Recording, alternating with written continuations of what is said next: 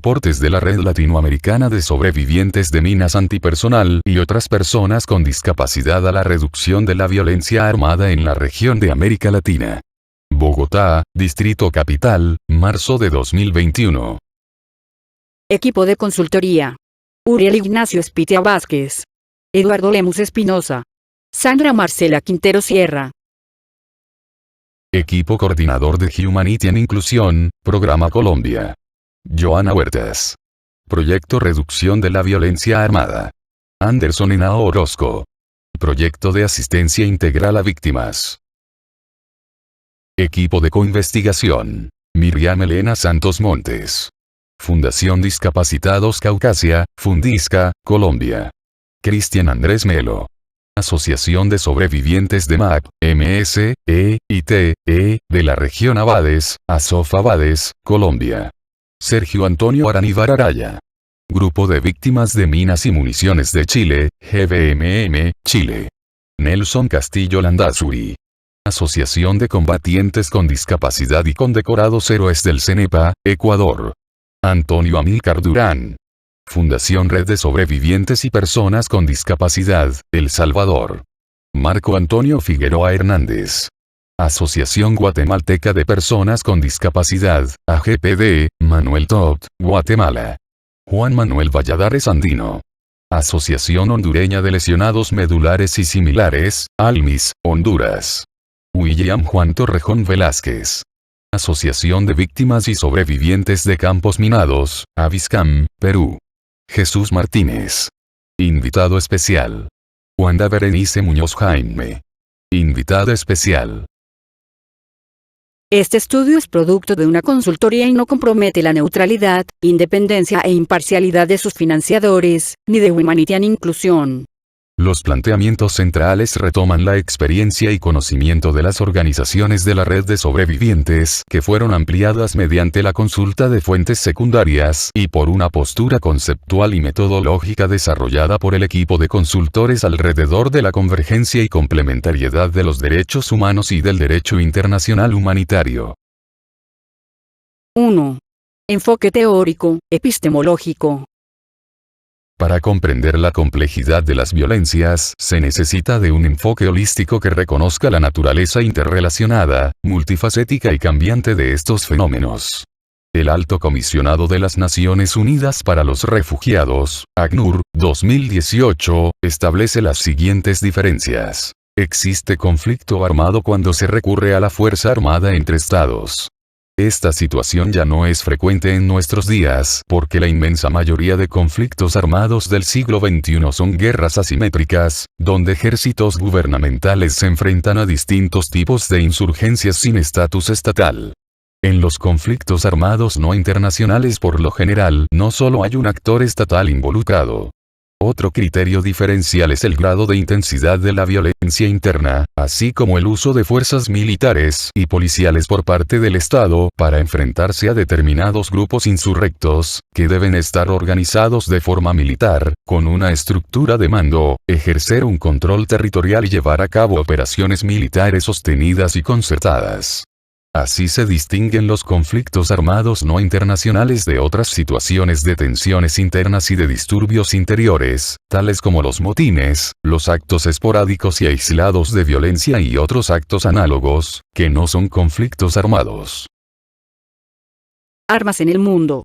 El proyecto de investigación independiente Small Arms Survey con sede en el Instituto Universitario de Altos Estudios Internacionales y del Desarrollo en Ginebra, Suiza, estimó que en 2017, en todo el mundo existían aproximadamente 1.000 millones de armas de fuego en circulación. De todas ellas, 857 millones, 85%, se encuentran en manos de civiles, 133 millones, 13%, están en arsenales militares, y 23 millones, 2%, son propiedad de los organismos encargados de hacer cumplir la ley.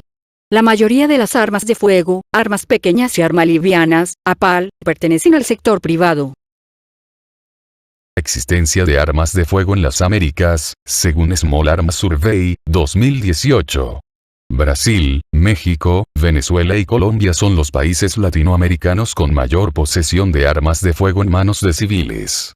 Por su parte, un estudio de la Oficina de Naciones Unidas contra la Droga y el Delito, realizado entre 2016 y 2017, mostró que las pistolas son el tipo de arma de fuego más incautada a escala mundial. Sin embargo, en las Américas las pistolas constituyen más del 50% del total de las armas de fuego incautadas, mientras que las escopetas son el tipo de arma más usada en África y Asia, los fusiles el principal tipo de arma de fuego incautado en Oceanía, y las pistolas, los fusiles y las escopetas en Europa. Principales corrientes transnacionales de armas de fuego. El mismo estudio precisa que, las armas incautadas se fabrican en su gran mayoría fuera del país de la incautación. Norteamérica y en menor escala, Europa y Asia Occidental son las principales subregiones de donde proceden más armas de fuego incautadas. La mayoría de las incautaciones de armas de fuego se realizan dentro de los territorios nacionales. Las incautaciones en las fronteras representan menos del 10% de todas las intercepciones. El origen ilícito de las armas encontradas en los mercados ilegales de los países suele provenir de desvíos del ámbito lícito de esos países y no de los países que las fabrican. América Central y del Sur, junto con Asia Occidental, son más del 80% de los destinos del tráfico de armas. Son zonas que destacan por sus altos niveles de violencia delictiva o conflictos, y que muestran vínculos entre el tráfico de armas de fuego y las muertes violentas.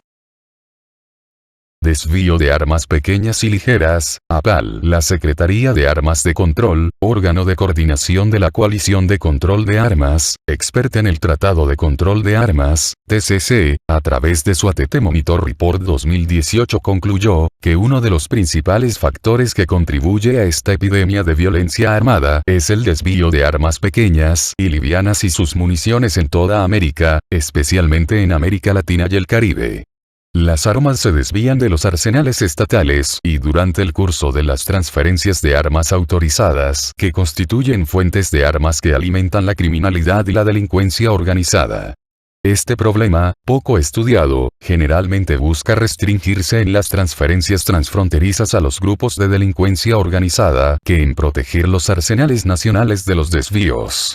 En el caso de América Latina, el robo y el desvío de las existencias nacionales son algunas de las formas más frecuentes en que el armamento se desvía a los delincuentes. El desvío puede ser deliberado, robo o corrupción, o accidental, por pérdida o negligencia.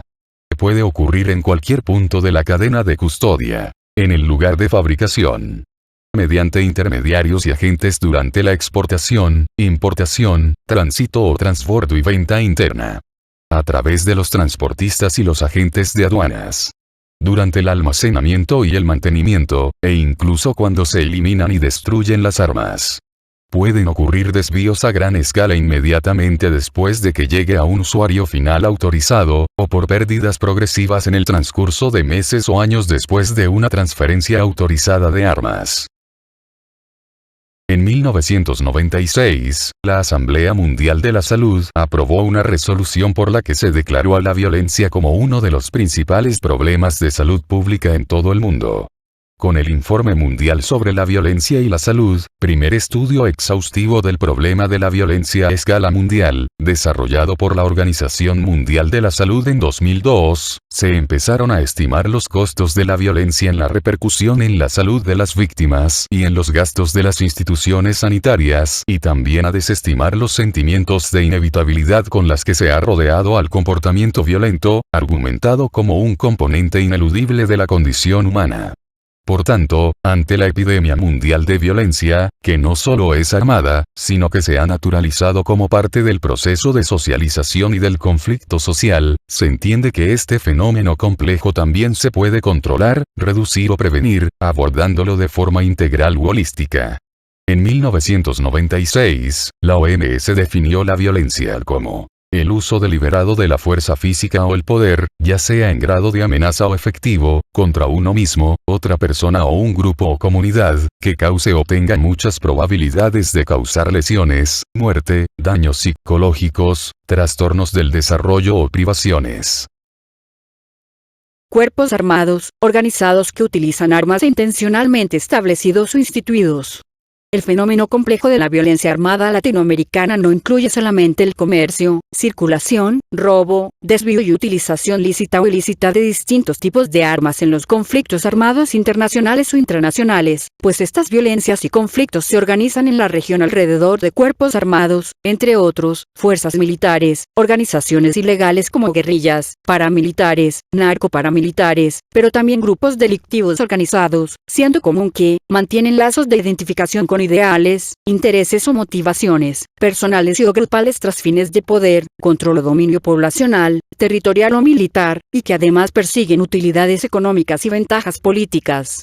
En general, estos cuerpos armados funcionan mediante estructuras jerárquicas autoritarias, que deben su unidad de mando a la adherencia, uniformidad y espíritu de grupo respecto de figuras de autoridad tales como comandantes supremos, comandantes, líderes, capos, jefes o cabecillas, aunque también pueden participar determinadores civiles, comandando las acciones de los perpetradores. Aparatos organizados de poder.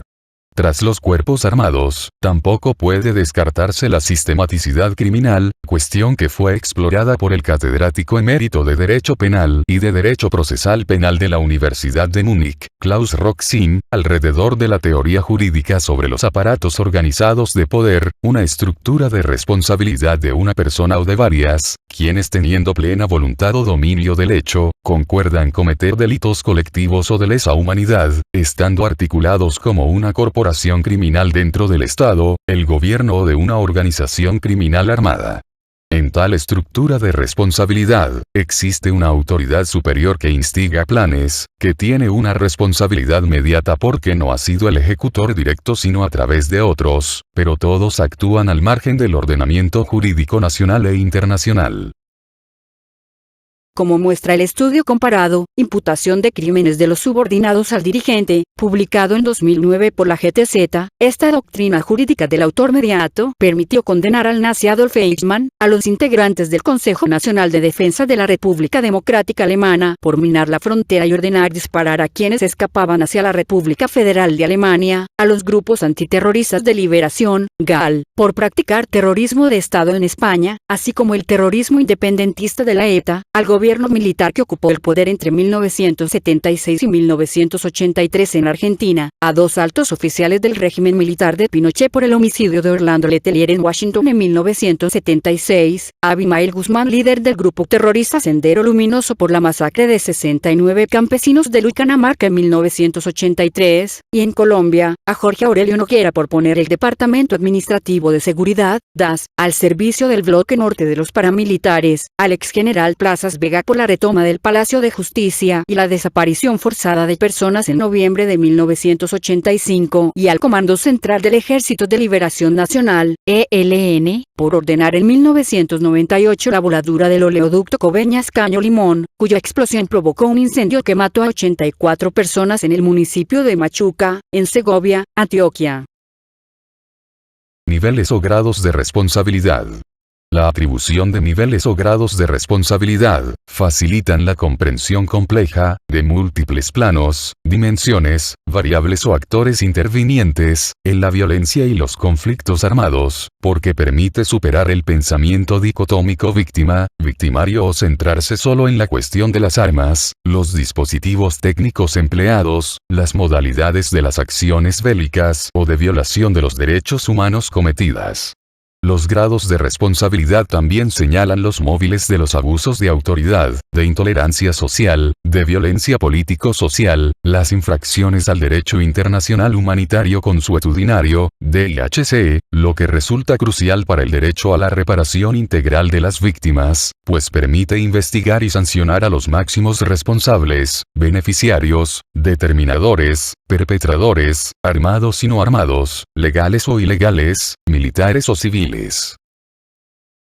En Latinoamérica, producto de acuerdos de paso de procesos transicionales, 11 comisiones de la verdad han investigado violaciones de los derechos humanos y las infracciones cometidas al derecho internacional humanitario, por parte de dictaduras militares, regímenes autoritarios o conflictos armados internos en las últimas 4 décadas. Argentina, Brasil, Colombia, Chile, Ecuador, El Salvador, Guatemala, Honduras, Perú, Paraguay y Uruguay.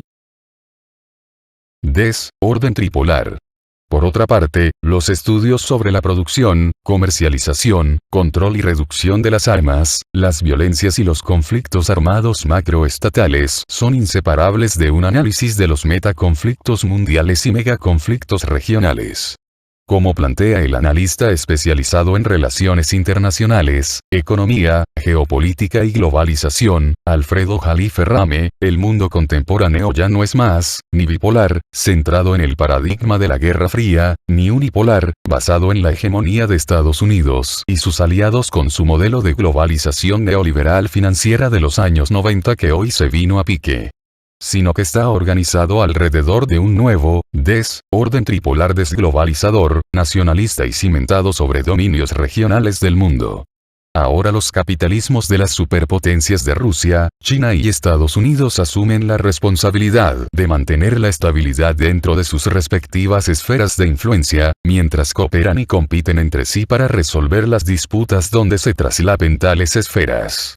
Así que el dominio geoestratégico en la próxima generación no será ideológico, pues quedó atrás la caduca taxonomía de derecha e izquierda, sino que será tecnocientífico, pues girará alrededor del control de la inteligencia artificial, lo que marcará el destino de la humanidad porque dejará al mundo en un desempleo masivo.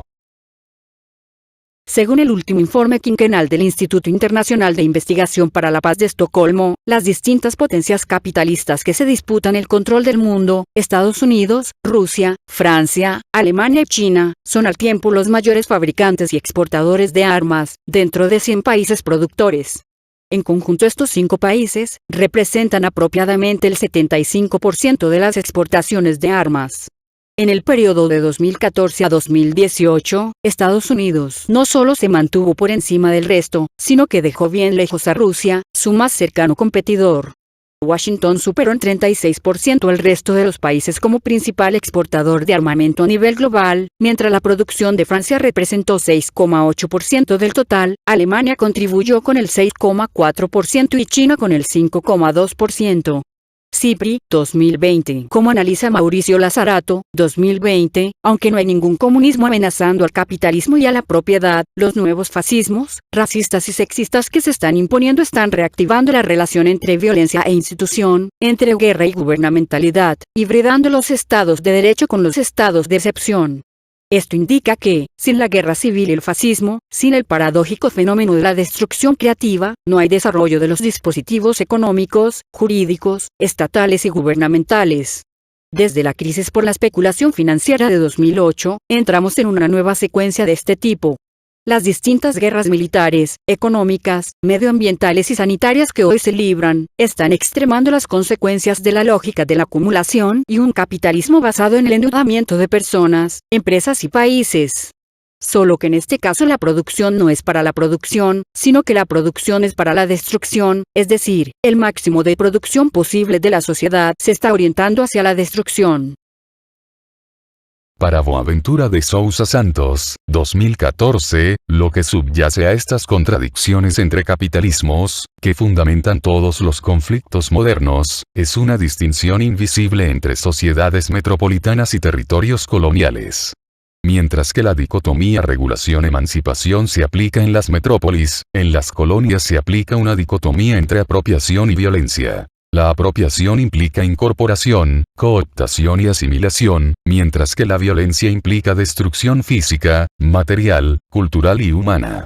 Según él, solo considerando el sufrimiento humano sistémico e injusto del sur global no imperial, causado por el capitalismo global neocolonialista y patriarcal, podrá desarrollarse una ecología de saberes capaz de reconocer la pluralidad de conocimientos heterogéneos y la copresencia radical de las prácticas y los agentes de ambos lados de la línea abismal en tanto que contemporáneos en términos iguales. Esa copresencia radical también presupone la abolición de la guerra, que, próxima a la intolerancia, es la negación más radical de la copresencia. En la medida que América Latina es el continente con las mayores tasas de homicidio en el planeta y que megaciudades, ciudades de medio tamaño e incluso núcleos urbanos pequeños se han convertido en territorios donde la violencia homicida es cotidiana, las posibilidades de reducción de la violencia en Latinoamérica están relacionadas con la agenda de programas de cooperación para el desarrollo norte-sur, porque la OMS, el BID y la OCDE terminaron asociando los incrementos de la violencia como una amenaza al desarrollo regional. Los Objetivos de Desarrollo Sostenible, ODS, buscan reducir sustancialmente todas las formas de violencia y trabajan con los gobiernos y las comunidades para encontrar soluciones duraderas a los conflictos e inseguridades. El fortalecimiento del Estado de Derecho y la promoción de los derechos humanos es fundamental en este proceso, así como la reducción del flujo de armas ilícitas y la consolidación de la participación de los países en desarrollo en las instituciones de gobernabilidad mundial. Crisis, conflictos y fragilidad. Hace 10 años, el documento de la Organización para la Cooperación y el Desarrollo Económicos Reducir la Violencia Armada, hacer posible el desarrollo, identificó una serie de tendencias mundiales sobre la violencia armada, que son un síntoma de procesos globales más complejos, que interactúan y transforman las condiciones básicas de la seguridad y del subdesarrollo en todo el mundo. OCDE, 2010. Debilitamiento relativo de las instituciones nacionales respecto de la estabilidad macroeconómica global y la confianza financiera. Rápida e incontrolada urbanización con degradación medioambiental e incremento de poblaciones jóvenes en situación de paro. Aparición de espacios urbanos infragobernados y de bandas juveniles en muchas partes del mundo. La globalización posibilitó pujantes mercados ilícitos de armamentos, bienes y flujos financieros a nivel global.